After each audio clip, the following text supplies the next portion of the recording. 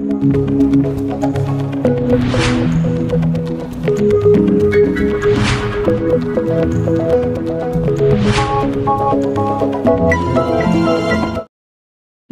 भविष्यावर लाठ्याकाठ्यांचा मारा. आंदोलनकर्त्या विद्यार्थ्यांवर दिल्लीत लाठीचार्ज. दिल्लीतील जंतर मंतर येथे सुरू असलेल्या विद्यार्थ्यांच्या आंदोलनाला सोमवारी हिंसक वळण लागले.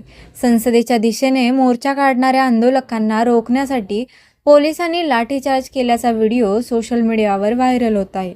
लाठीचार्ज झाल्यानंतरही आंदोलकांनी मागे हटण्यास नकार देत आंदोलन सुरूच ठेवले. केंद्रीय शिक्षण मंत्री धर्मेंद्र प्रधान यांच्या राजीनाम्याची मागणी आंदोलनकर्त्यांनी केली.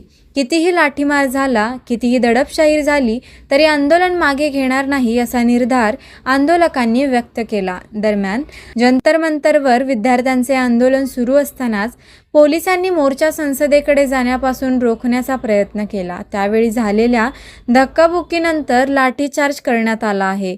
या घटनेमुळे परिसरात काही काळ तणावाचे वातावरण निर्माण झाले.